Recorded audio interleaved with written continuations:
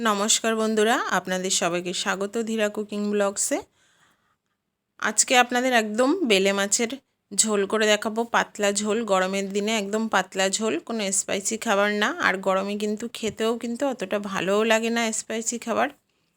প্রথমে আমি বেলে মাছগুলোতে নুন আর হলুদ মাখিয়ে হালকা করে ভাজা করে নেব। নুন আর হলুদ গুঁড়ো দিয়ে আমি মাখিয়ে নেব। আর এদিকে আমি রান্নাটা কিন্তু রিফাইন অয়েলে করব, আপনারা এটা সরিষার তেলেও করতে পারেন। কড়াইটা খুব ভালো করে গরম করে নিয়ে আমি এবার তেলটা দিয়ে দিলাম। তেলটাকেও খুব ভালো করে গরম করে নেব। তেলটা দেখুন খুব ভালো করে গরম করে নিয়েছি। এবার বেলে মাছগুলো আমি হালকা লালচে করে ভাজা করে নেব।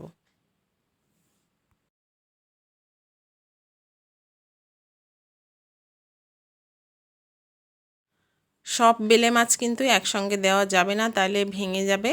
কারণ বেলে মাছ নরম মাছ, এটা আপনারা সবাই জানেন। অল্প অল্প করে দিয়ে মাছগুলো ভেজে নিতে হবে।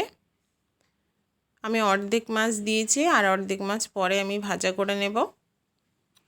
দেখুন বন্ধুরা, মাছ কিন্তু আমার ভাজা করা হয়ে গেছে, হালকা লালচে করে ভাজা করে নিয়েছি। আর বাকি যে মাছগুলো আছে এইভাবেই ভাজা করে নেব।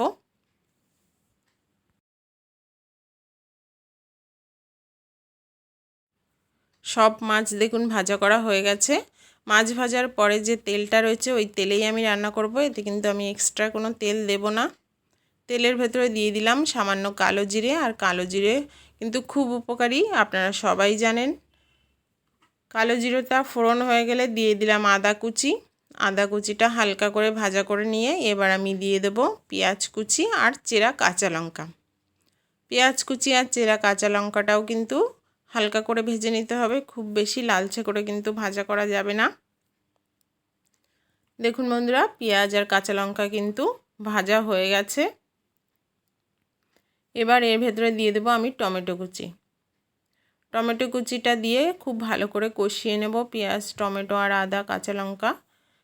এর ভেতরে দিয়ে দেবো নুন, পরিমাণ মতো নুন দিয়ে দিলাম, তাহলে টমেটোটাও তাড়াতাড়ি নরম হয়ে যাবে আর তাড়াতাড়ি গলেও যাবে। এবার দিলাম হলুদ গুঁড়ো, দিয়ে আমি এর ভেতরে দিয়ে দেবো সামান্য জল, তাহলে মশলাটা পুড়বে না আর টমেটোটা কিন্তু খুব তাড়াতাড়ি গলে যাবে। নাড়াচাড়া করে আমি কিছুক্ষণ রান্না করে নেব। দেখুন বন্ধুরা, আপনাদের দেখিয়ে দিচ্ছি টমেটোটা কিন্তু গলে গেছে একদম। আরও কিছু সময় ধরে আমি কষিয়ে নেব, কষাতে কষাতে তেলটা ছেড়ে দেবে। খুব ভালো করে কষিয়ে নিয়েছি, আপনারা দেখেই বুঝতে পাচ্ছেন। দেখুন চারি সাইড দিয়ে হালকা করে তেল ছেড়ে দিয়েছে। আর আমি কিন্তু খুব বেশি তেল দিয়ে রান্না করছি না, এই জন্য খুব বেশি তেলও দেখাচ্ছে না। এবার আমি দিয়ে দেব পরিমাণ মতো জল। আপনার যেটুকু প্রয়োজন আপনি সেটুকু দেবেন।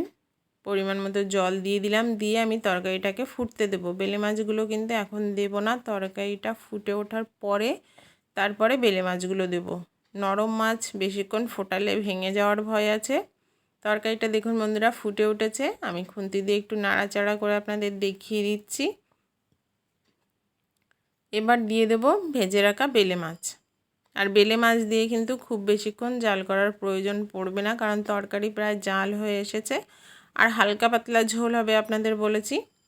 আমি বেলে মাছটা দিয়ে একদম মিডিয়াম টু লো আছে 10 মিনিট মতো রান্না করব।